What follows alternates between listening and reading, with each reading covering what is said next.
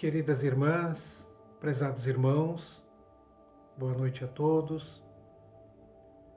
Antes de iniciarmos as nossas reflexões, como é de costume, convido a todos para nós nos harmonizarmos numa prece. Deus Pai de amor e bondade, Senhor da vida, Criador de tudo e de todos, Jesus amado, Jesus amigo, Espíritos benfeitores da espiritualidade amiga, pedimos o amparo e a proteção. Agradecemos por este momento em que estamos encarnados, em que temos à nossa disposição o Evangelho segundo o Espiritismo,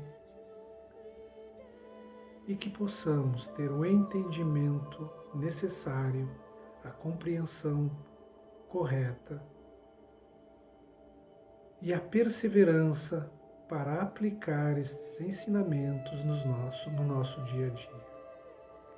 Obrigado, Pai amado, por todas as oportunidades que nos dás e que possamos sempre ser fiéis aos teus ensinamentos, ainda que com muita dificuldade, que com muita deficiência, mas que possamos estar sempre pensando no bem, pensando no próximo, pensando no amor. Muito obrigado e que assim seja. Então, mais uma vez, boa noite a todos. Trago aqui então umas reflexões sobre o capítulo 24 do Evangelho segundo o Espiritismo, não ponhais a candeia debaixo do alqueire. E o próprio título deste capítulo é um ensinamento de Jesus, é uma passagem de Jesus que está grafada lá em Mateus, no capítulo 5, versículo 15, onde ele diz assim que ninguém acende uma candeia para pô-la debaixo do alqueire, põe-na, ao contrário, sobre o candeeiro, a fim de que ilumine a todos que estão na casa. Essa passagem também consta em Lucas 8,16, com algumas variações de palavras, mas diz no mesmo sentido. Mas como nós vamos estudar, vamos refletir sobre a passagem de Mateus, só fiz a citação de que consta em Lucas também. Para nós iniciarmos as nossas reflexões, nós precisamos compreender o significado, o sentido de 3 palavras utilizadas por Jesus naquela época. Candeia, vasilhame de barro ou de outro material, que era colocado um pavio e abastecido com azeite de oliva para iluminar a casa ou o templo. Hoje nós chamaríamos de lampião ou lamparina.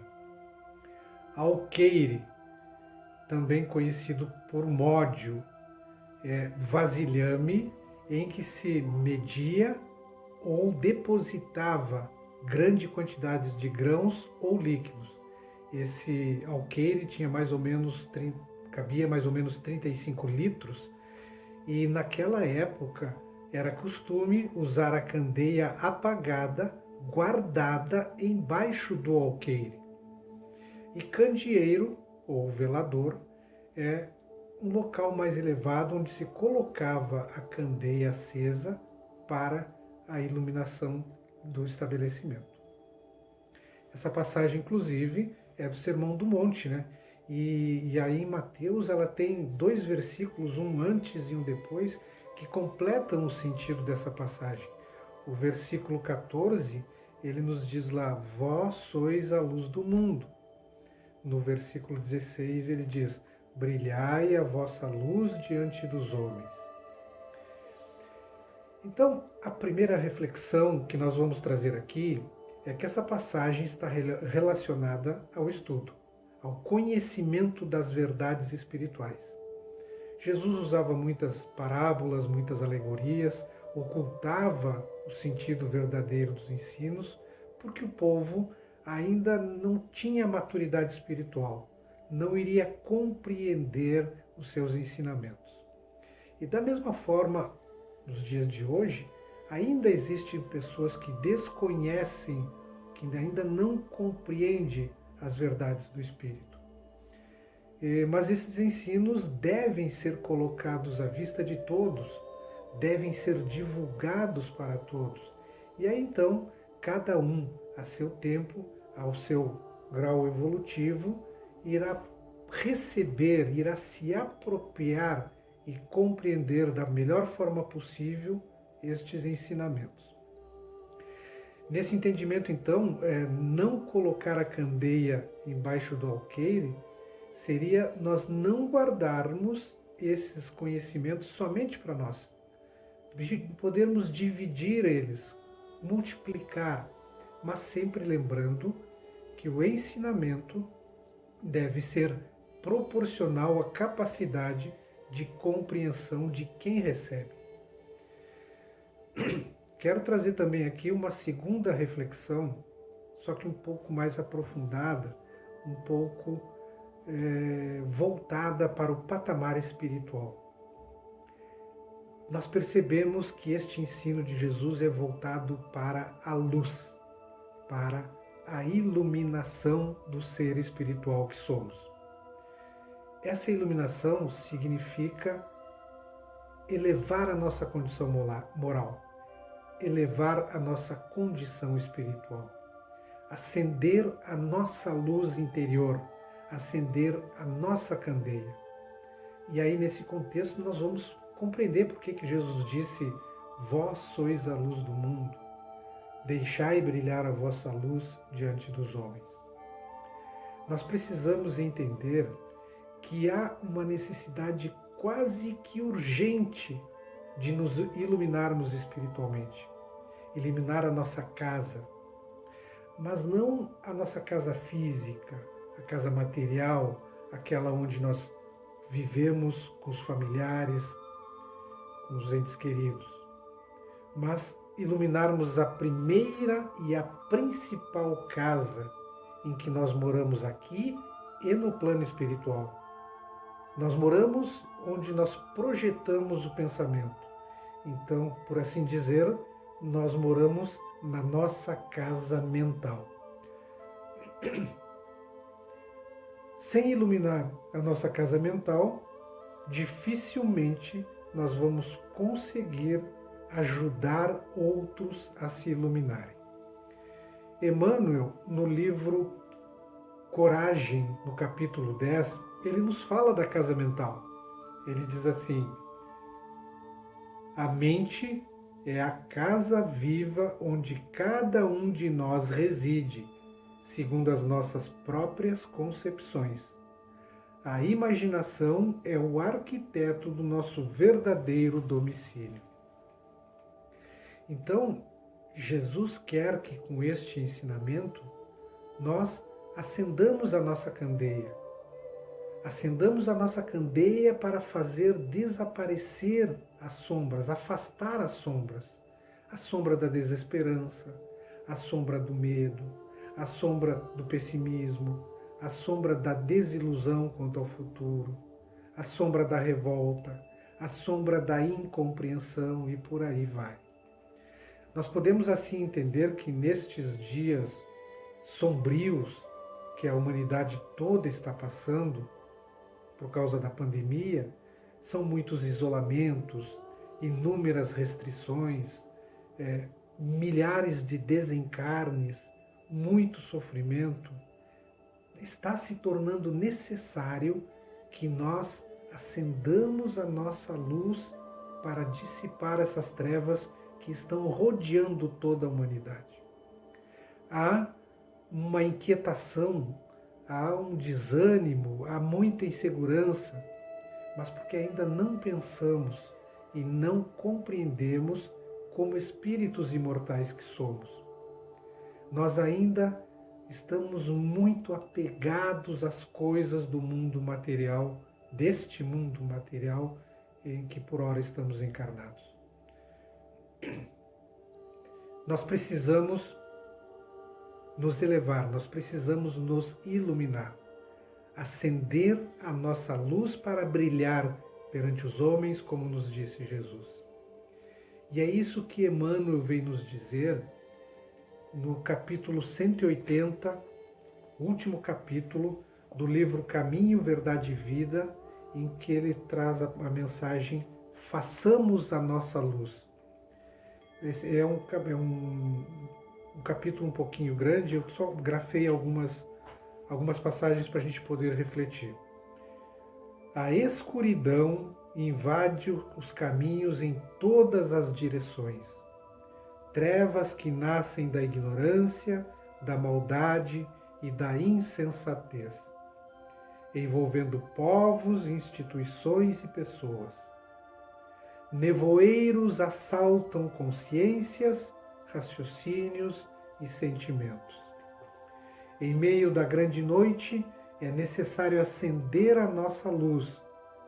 Sem isso, é impossível encontrar o caminho da libertação. Sem a irradiação brilhante de nosso próprio ser, não poderemos ser vistos com facilidade pelos mensageiros divinos que ajudam em nome do Altíssimo, e nem auxiliaremos efetivamente quem quer que seja. É indispensável organizar o santuário interior e iluminá-lo, a fim de que as trevas não nos dominem. Nossa necessidade básica é de luz própria, de esclarecimento íntimo, de autoeducação, de conversão substancial do eu ao reino de Deus. Avançar sem luz é impossível. Nós até podemos nos valer da luz dos outros. Essa luz que vem de fora, ela vai poder nos ajudar a acender a nossa luz. Mas isso pode ser por algumas horas, por alguns dias, por alguns meses ou até talvez por alguns anos. Mas vai chegar o momento em que nós estaremos só nós conosco mesmo, nos testemunhos mais difíceis, mas com a luz que já possuímos. Sem acender o nosso candeeiro, sem acender a nossa candeia interior, dificilmente ajudaremos alguém. Inclusive, quando nós espíritas falamos do Evangelho no lar, por vezes alguns esquecem que antes de pensarmos no lar físico, onde convivemos com os nossos familiares, preciso é que este Evangelho esteja desenvolvido dentro de nós, dentro do nosso lar interior, para poder então reverter em frutos benéficos no ambiente familiar. Vejamos então que esse entendimento nos dá a certeza de que a iluminação deve começar em nós, na nossa casa mental, no nosso eu espiritual. Porque nas interações com as pessoas no nosso dia a dia, nós estamos visitando e sendo visitados por casas mentais. E aí ficam duas perguntas. As pessoas que se aproximam de nós já conseguem perceber a nossa luz? E as pessoas que saem da nossa casa mental já conseguem levar um pouco de iluminação? Um pouco dessa nossa luz? Nesse processo de iluminação, há elementos tão fundamentais que vão desde acender a lâmpada, acender a luz, a candeia, até elementos que farão manter essa candeia acesa. O primeiro ponto que nós temos que refletir é sobre o acendimento, o acender a candeia. Uma luz que se acende dentro da nossa casa mental. Que luz é essa?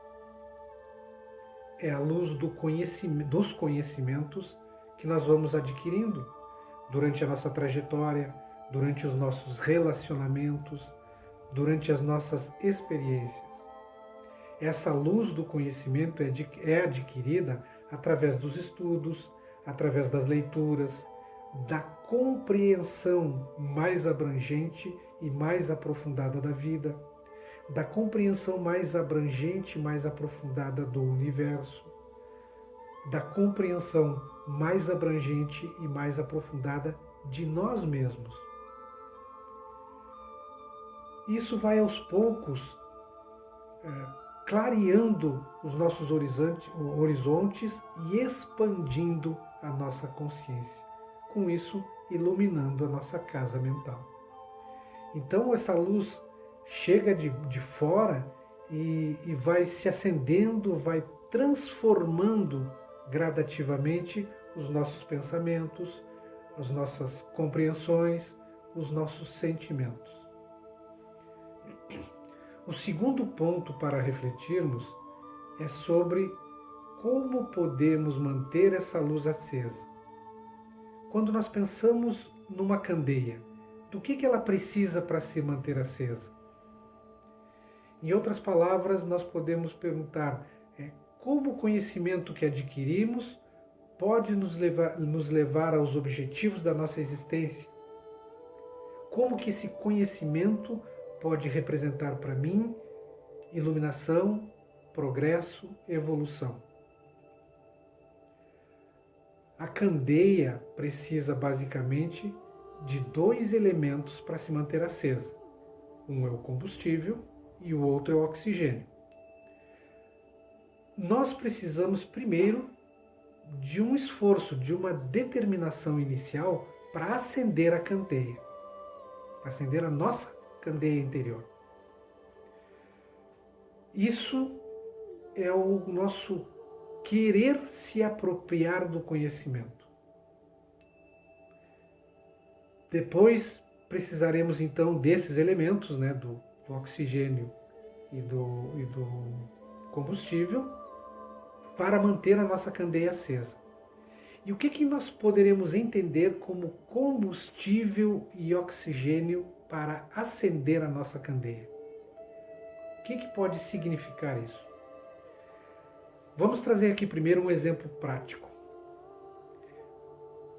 Uma vela, para se manter acesa, ela precisa consumir-se. Ela consome a si mesma, ela se gasta. Esse consumir-se é dar algo de si. E esse dar algo de si é que mantém a chama acesa. Então, há uma doação, há um sacrifício, algo que parte dessa mesma fonte para que ela se mantenha acesa.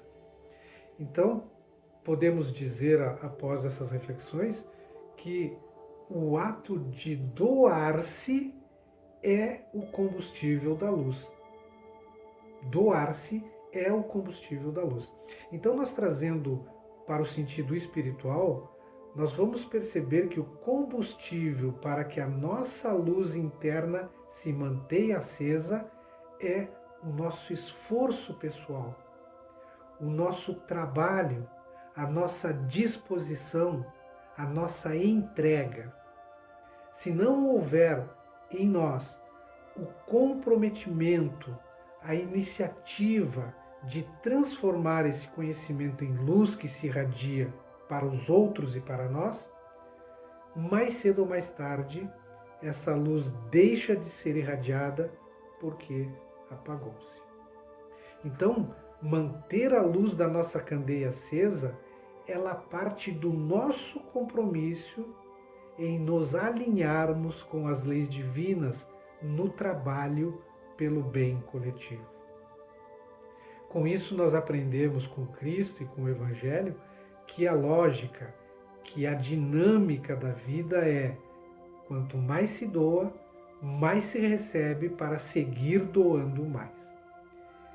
Emmanuel também, nessa mesma passagem do Façamos a Nossa Luz, capítulo 180 do livro Caminho, Verdade e Vida, ele nos confirma isso dizendo assim: aplicai o pavio da boa vontade ao óleo do serviço e da humildade, e acende o teu archote para a jornada. Archote é o mesmo que tocha. Outro elemento que a candeia precisa, falamos aqui do combustível, outro elemento que a candeia precisa para se manter acesa é o oxigênio. Mas, como tudo na criação divina, tem a parte que deve ser executada por nós e tem a parte que é executada pelo Criador. Para nós, como nós já vimos, os nossos esforços, as nossas atitudes são o nosso combustível. E qual seria então a parte executada por Deus, que para nós seria, no nosso entendimento espiritual, seria o oxigênio? O que é o oxigênio que Deus nos concede? As oportunidades, as ocasiões de serviço, que isso está disponível para todos nós, em todos os lugares. Qualquer espírito encarnado que queira efetivamente iluminar-se, ou seja, utilizar o seu combustível de forma a doar-se, vai encontrar inúmeras maneiras de manter oxigenada essa luz. Oportunidades no lar, de ser gentil, de ser amoroso, de ser paciente, compreensivo. No trânsito, no trabalho, na casa espírita, no trabalho assistencial, no trabalho voluntário, onde quer que seja, o oxigênio para alimentar essa chama, manter ela acesa, não nos falta, porque oportunidades Deus nos dá a todo momento.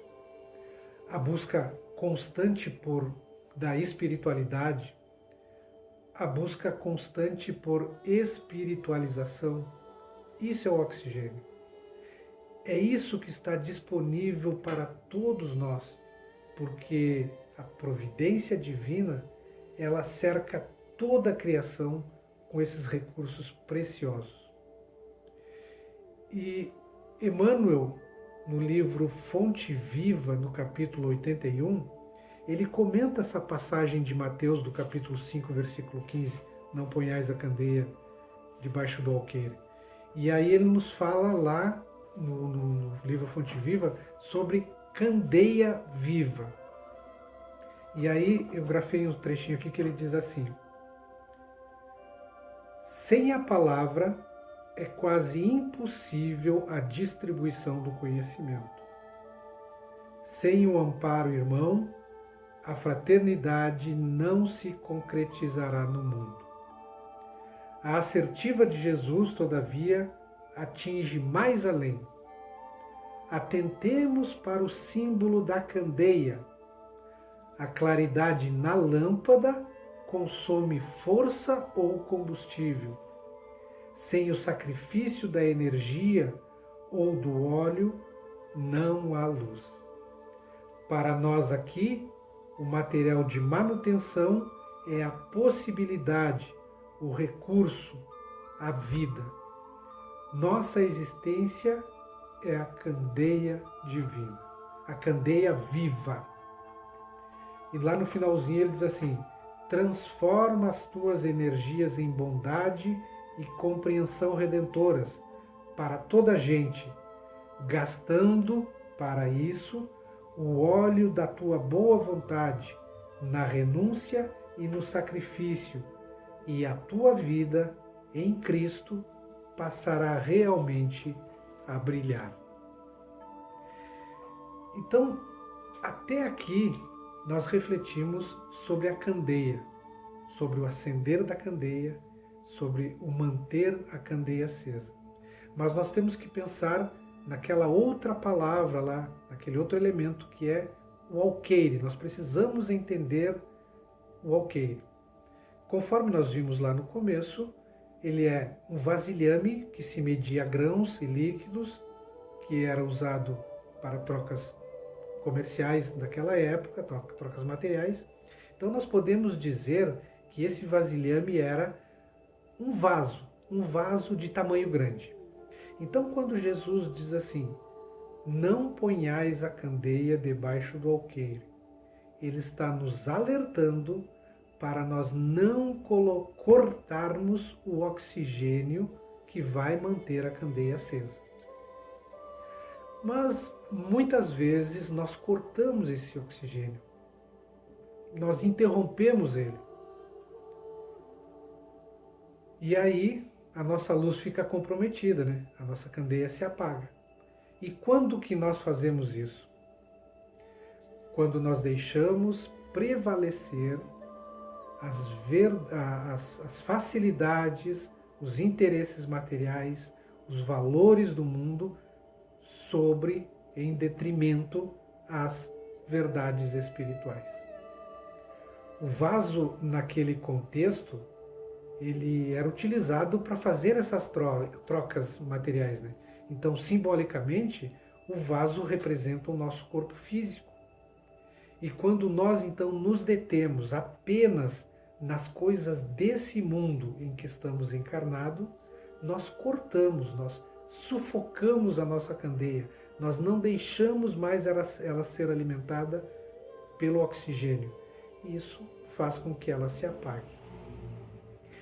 Tem um entendimento também bem parecido com esse que Jesus nos traz na parábola do semeador, quando ele fala daquele solo que caiu a semente, que nasceu, mas que foi sufocada pelos espinhos. Então, o que ele quer dizer ali? Que o solo era bom, permitiu nascer, mas o crescimento foi atrapalhado pelos espinhos. Isso representa para nós, espiritualmente, que nós já temos a semente germinada em nós. Porém, nas nossas escolhas, nós preferimos os espinhos da materialidade. Com isso, nós deixamos apagar a luz da imortalidade pela sobreposição da transitoriedade. Quantas almas, quantas consciências que já conhecem os ensinos do Cristo, que já se apropriaram desse conhecimento, dessas verdades, porém ainda não vivenciam. Acreditam que isso é coisa muito distante ou que é para a próxima encarnação. É a vida já informada das questões espirituais, mas, no entanto, muito apegada ainda nas questões da matéria. Paulo de Tarso, na sua primeira carta aos Tessalonicenses, no capítulo 4, versículo 4, ele nos diz que cada um de vós saiba possuir o seu vaso em santificação e honra. Então, Paulo vem nos confirmar que o corpo físico é o vaso que recebe o Espírito. Por isso, devemos santificar, devemos honrar ele. E no livro Vinha de Luz, no capítulo 156, Emmanuel também comenta essa passagem de Paulo na mensagem chamada O Vaso. E ele nos diz assim: a recomendação de Paulo de Tarso aos Tessalonicenses ainda se reveste de plena atualidade. O vaso da criatura é o corpo que lhe foi confiado. O homem comum, em sua falsa visão do caminho evolutivo, inadvertidamente procura saturá-lo de enfermidade, de lama e de sombras. E em toda parte observam-se consequências funestas de semelhantes desvios. Aqui aparecem abusos da alimentação, além surgem excessos inconfessáveis, existências numerosas esbarram no túmulo à maneira de veículos preciosos atropelados ou esmagados pela imprevidência. Nós vimos então a candeia, vimos o alqueire, que dependendo da forma como usar, pode apagar a candeia, mas agora nós temos que trazer aqui o último elemento, que é o candeeiro, ou o velador. Quando Jesus diz, põe-na sobre o candeeiro para que ilumine a todos que estão em casa, ele está falando de elevação, de iluminação espiritual elevada. E como que nós fazemos essa elevação?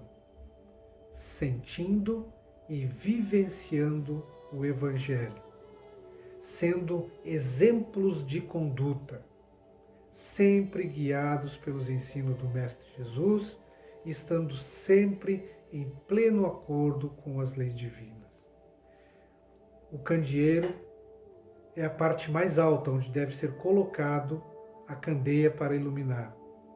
Então, nesse sentido, é nós fazermos com que o nosso conhecimento, que a nossa luz se eleve através da prática, através da doação, através do nosso comprometimento em sermos trabalhadores do bem comum. Elevar-se, iluminar-se espiritualmente é elevar tudo isso que nós aprendemos para a exemplificação, ou seja, para sermos exemplos. E eu gostaria de encerrar com uma passagem, com uma mensagenzinha bem curtinha. Na verdade, é um parágrafo da mensagem de Eurípides Barçanufo, que o título da mensagem é A Urgente Necessidade de que a fé e a esperança e o otimismo renasçam nos corações. E Eurípides diz assim: e não esqueçamos de que, se o Brasil é o coração do mundo, somente será a pátria do Evangelho se este Evangelho estiver sendo sentido e vivido por cada um de nós. Então, meus amigos, agradeço muito a atenção de todos e que nós possamos nos apropriar desses conhecimentos e utilizar eles da melhor forma para acender e manter acesa a nossa chama espiritual, para que a partir daí consigamos iluminar o nosso lar, iluminar a nossa casa, iluminar a nossa rua e, consequentemente, iluminar a nossa terra. Muito obrigado a todos e um bom fim de semana. Então eu convido a todos para, novamente, com o pensamento unido, fazermos a nossa oração para encerrarmos esta atividade. Deus Pai de amor e bondade, Mestre Jesus e bons espíritos, só nos resta agradecer por todas as oportunidades que temos. Que possamos, Pai, ter a capacidade de discernir estas oportunidades, de percebê-las e aproveitá-las da melhor forma possível, porque só assim, estando de acordo com as leis divinas, com os teus ensinamentos, poderemos ser seres melhores. Ampara, Pai, toda a humanidade que neste momento em que atravessa está muito sofrida, com muito medo, muita intranquilidade, mas que sabemos nós ser tudo necessário. Nada acontece sem o teu consentimento. Ampara todos nós, Pai, os seres humanos, ampara todos os espíritos desencarnados, que todos possam sentir a tua presença, teu amor e o teu amparo. Obrigado por tudo, mais uma vez, e pedimos aqui a permissão para encerrar a nossa atividade de exposição nesta tarde. Obrigado e que assim seja.